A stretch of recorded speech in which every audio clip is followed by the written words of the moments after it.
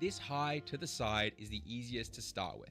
Now we're going to talk about another form of depth later in the video, which is what you can kind of see here. I've added this very harsh, intense orange light so it's easy to see, but by adding this, I'm also adding depth to the background of my shot. Again, we'll cover that later, but for now, let's raise the brightness of our Neewer all the way to max so we can learn about exposure. With this set to max, we are far too bright, or the technical term, we look like shit. Okay, it's actually called being overexposed. So let's drop it right down to the bottom. And again, what's that technical term? We look like shit. No, it means being underexposed, you idiot. We need to find the right brightness from our lights for our skin tone and the distance that our light is from us. Once we're happy or have it close to correct, which, spoiler, it'll never be perfect for you. You will be editing this stuff the rest of your life. But once we're close enough, we will then also, if we want to, use the gain feature or the ISO feature in our webcam settings to adjust this and tweak it further. But don't go too extreme. Remember earlier I said changing your settings to compensate bad lighting will lead to worse image quality. Now that you've done this, you might notice you look really pale, potentially green, purple, red, or even like you're cosplaying the current president of the United States, China. You see, the second major mistake people make is they don't understand white balance, which then gets even harder to deal with because webcams are terrible with white balance. Essentially, different lights produce different color temperatures. You need to set your webcam, or any camera, to match that white balance so that you get accurate colors. This is another reason why I don't allow sunlight in, because that's adding a different white balance to what my main lights are. I love these Neewers because they're what we call bicolor. Well, that's not true. These Neewers that I'm using right now are actually full RGB, meaning they can be any color, but even the younger brothers that I linked in the description are bicolor. This means I can change my Neewer to start producing an orange light similar to tungsten light bulbs, which have a white balance of around 3000 Kelvin, which you can see how orange I go, or the opposite direction, I'll go all the way to blue by moving towards 6000 Kelvin, aka nighttime or shady lighting. Normally, I set my lights for a human face with skin like mine, so it's producing a daylight or white color of around 4500 to 4700 Kelvin. Then inside my camera or my webcam, I will find the white balance setting and set it to something similar. To adjust this manually, you'll go into your webcam settings and find the white balance setting. As you can see on screen now, I've got the automatic turned off and I'm dragging this to find the balance for my lights, which in this case, again, is around 4600, 4700. Okay, so you have a light for yourself and you have your white balance. Let's talk about framing mistakes, because placement of your webcam can really make or break your entire shot. Find a nice place for your webcam so that you fit cleanly into the frame with not too much headroom and not too much from the lower side being shown. Also, make sure that people can actually see the background you've put a lot of work into. Once you have that, it's time to make micro adjustments, either by moving the webcam slightly, or you can add a crop filter. Right click, filters, add filter, and crop. And then you can type in numbers here to slightly crop the edges and remove ugly things like wires, air conditioning units, or more. Just make sure to balance the crop so that you don't have really strange sizes of your webcam. The other way to crop is much simpler. Click on your webcam, hold Alt, and then drag the edges inside OBS. Make sure you don't go too wide or too tight when you're cropping. You want room to breathe, but also you don't want to have lots of dead space around you. Next, your eye line is really important. I recommend placing your webcam at eye height or just a tiny bit higher. Again, don't go to extremes. Too high and your audience is going to be looking down on you, literally, and don't go too low because, well, look, no one wants to see what this looks like, but here it is. With all of your framing and your key lights and white balance set up correctly, we now need to talk about backdrops. These days, I stream using a mirrorless camera with a proper lens, so I get a lot of creators asking me, "What filter are you using to blur your background?" And when I read that message as a trained filmmaker, it makes me want to die. Or go back in time and destroy the first prototype iPhone. That filter you like is actually called depth of field. On a proper camera lens setup, you can shoot at lower depths of field to allow for a better blur, aka it makes the background go out of focus. But if you are using a webcam, as you can see on screen now, it is almost impossible to get this depth of field, meaning often you sadly blend into your background since everything is sharp and in focus. To fix this, I recommend trying to add a lot of distance between you and your background, and then you add different colored lights behind you. Either you can shine the different colored lights into your background to make that stand out and different to you, or you can do what I've done here in this shot and get a light that's going to shoot orange or 3000 Kelvin at the edges of your shoulders. I've made today's quite drastic because I wanted it easy to see. This is called a rim light and it's specifically designed to cut you out from your background. Try not to make your background too dark or too bright. There's an idea here about balancing. You don't want to distract from you, and you don't want to look like you live in a creepy basement. Unless you do want to live in a creepy basement. In that case, I'm not going to judge, but kind of weird. When using a webcam, I don't recommend getting fairy lights or small bulb lights for your background. You can see in my old stream shot with a mirrorless camera setup that I have fairy lights that look great, but this is because the real camera setup has depth of field, which smooths them out, blurs them out, and makes what is called bokeh. On a webcam, they just look gross. All of this said, if you can't make your background look nice, I do have a tip coming up soon that will set you up, no worries, so stay tuned. First though, if you add bright lights in your background, sometimes it can look great to you in real life, but be overexposed in the webcam shot.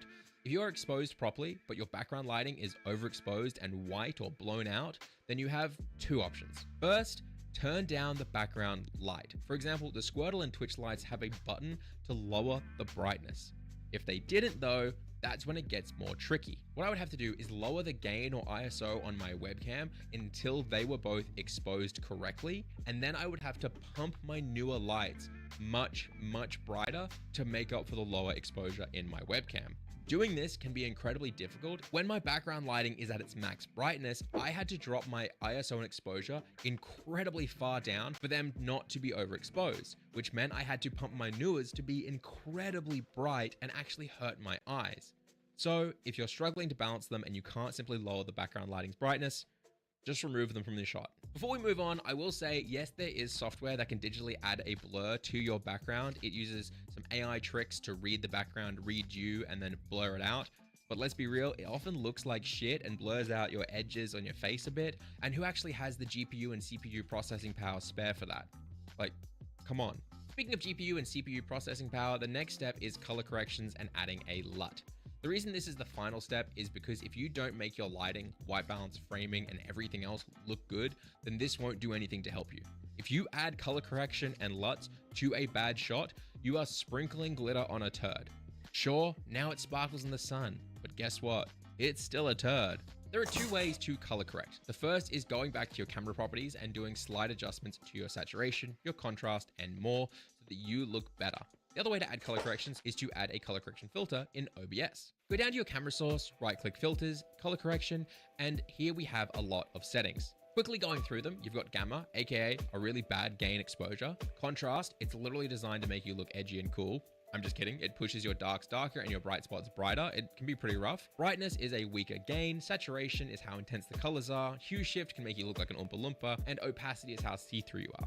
In this section, I really only recommend doing slight tweaks to push yourself towards what you feel is a cleaner image. Do not go to extremes because quickly these settings will stack on each other and get intense. Now, the next filter is really valuable and incredibly important. It's called the Apply LUT filter. Of course, you'll need a LUT file to use this. And a LUT is essentially a file that tells the camera it should look a certain way. It literally stands for Look Up Table. It's just a bunch of squares that tell your software what certain colors need to match. I hate to explain it this way, but if it's going to help you, it's going to help you. It's kind of like an Instagram filter. Anyway, of course, this means that if you're really orange and you add a LUT that's supposed to add a nice sunset feel to your image, then you're probably going to go extremely orange. China. I use a self-made LUT these days, but there are plenty available on the internet, and I'll link some of my favorites in the description. Most LUTs, when first added, are going to be way too intense, so you'll go into your filter settings and actually lower the LUT's intensity until it looks nice for you. Okay, maybe you don't have much space or a nice background, or your mum's off in the corner throwing beer cans at your head. Come on, mum! Then what do?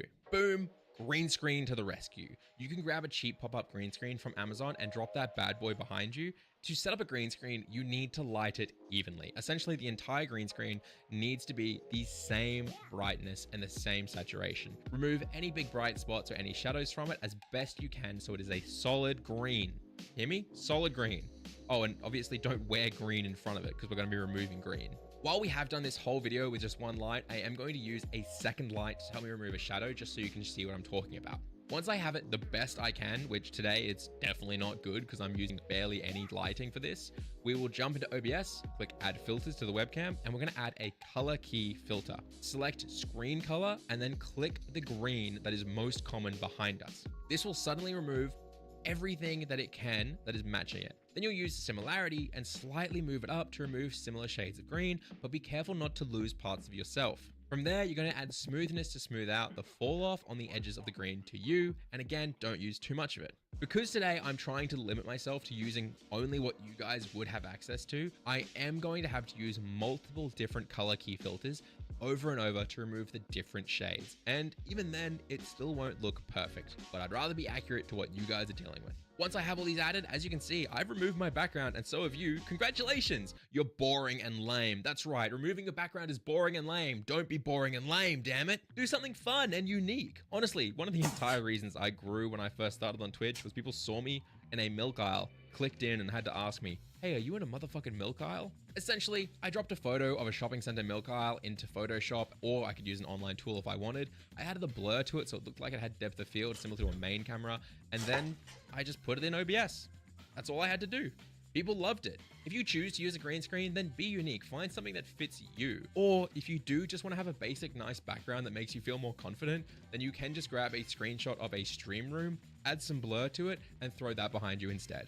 If this video helped you out at all, maybe you learned something new, maybe you chuckled at one of my terrible jokes, then consider liking it down below or tell me in the comments. It really means the world to me. If you want to support me directly, you can actually become a member to the channel for just $1. You get some emotes, some badges, some cool stuff, and for every member, I will travel back in time and destroy one iPhone. That's right. Coming for you, Steve Jobs. See you next week. What's up guys, it's Pete here from the Gaming Careers YouTube channel, and today we're going to be going over the ultimate guide to setting up your live stream with OBS Studio.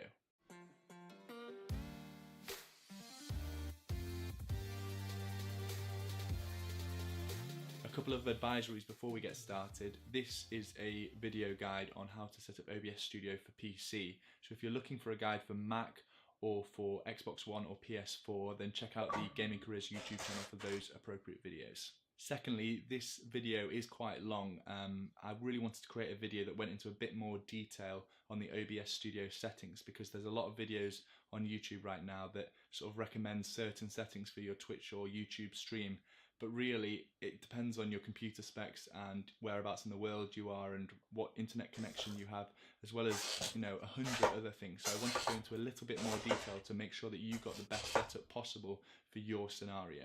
So since this video is quite long, I'm going to make it easy for you guys to navigate by putting timestamps down in the description below so that you can skip ahead to certain parts if you only require to know about certain settings. And I'm also just going to quickly go through what we'll be covering in this guide now. Firstly, I'll just go over a brief introduction to OBS Studio and the differences between OBS Classic and OBS Studio. Then we'll move on to downloading and installing OBS Studio.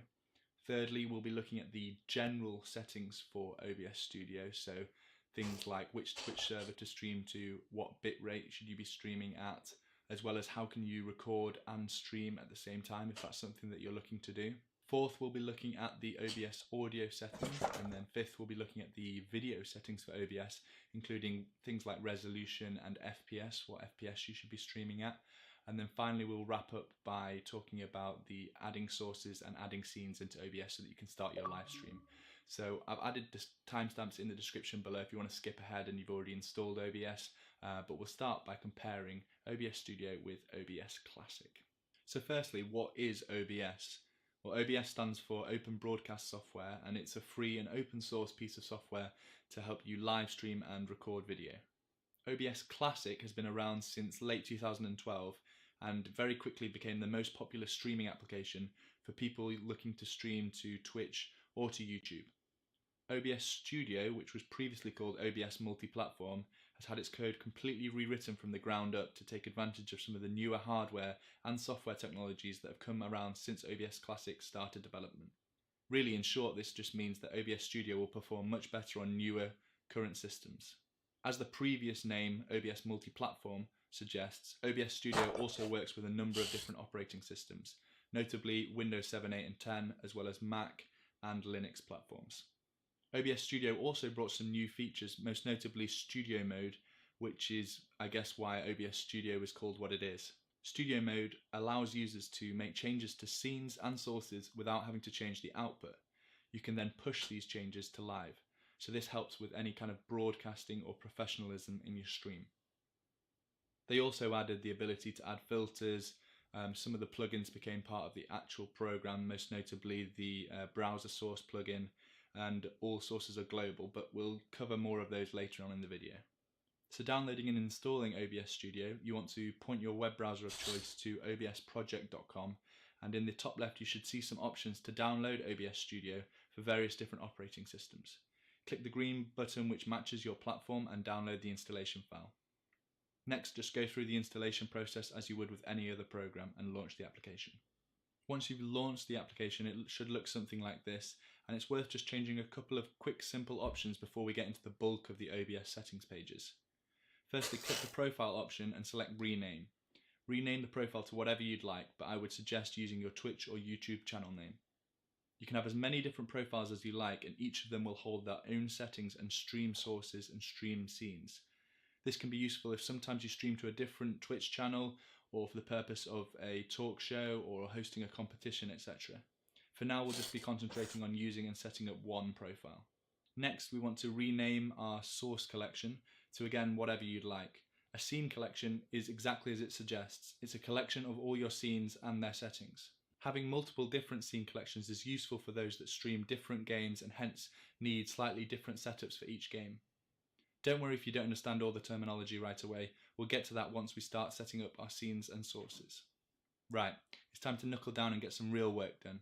The OBS Studio settings page may look intimidating, but once you have an understanding of what each setting does and what value is best for your setup, it's no harder than the installation. So let's get into it. Start by clicking the settings button in the lower right. We're going to work through these tabs one at a time.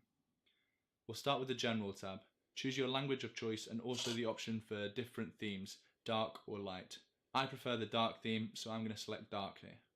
The next two checkboxes give you the option of showing a confirmation box whenever you go live and/or stop your stream. If you're worried about ever accidentally going live